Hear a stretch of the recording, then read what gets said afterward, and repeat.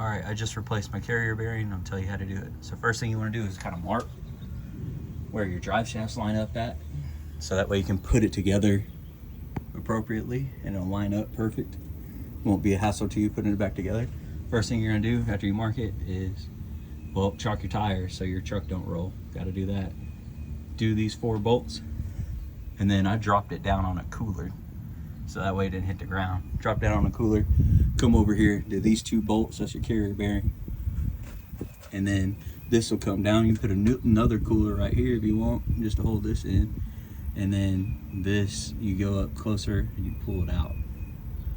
So, and then I use bearing pullers on this. Dude, it was on there so good.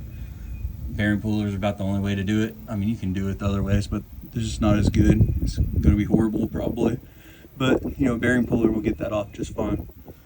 Didn't take long. And then after that, when you go to put it back together, you want to do this drive shaft in first. And since you have the marks, it'll literally just go straight in.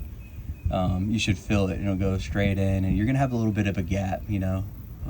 It's not gonna go in all the way, because you're gonna come over here to, after you stick that in, you're gonna come to your bearing here, and you're gonna go ahead and screw on these bolts.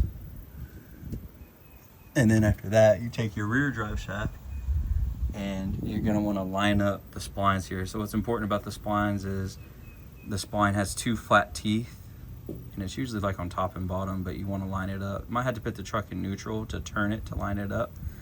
But this shaft here has 2 flat areas that the splines go into, and it has to line up. And once you just turn it and kind of hold right here when you're doing the lineup, because it'll go straight in.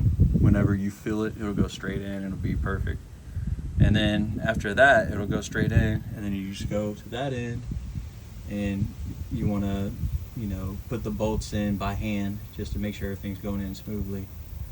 And then, oh, also don't forget grease. You got to grease your splines for sure. Like, put grease all on your splines and on the inside of this one and the outside of the splines on that one. Same with over there. And then these clips right here, these clips, you have a special tool, which I already put the tool up, but the special tool for these basically clamps down on this real hard and it tightens your band. So I'm pretty sure that's it, but I'm trying to cut the video short, but that's the gist of it. The hardest part is pulling that bearing off. You get long bearing pullers, you can get it off pretty easy. It'll feel like it's gonna fly off and hit you, but it's just real loud, and then it's good.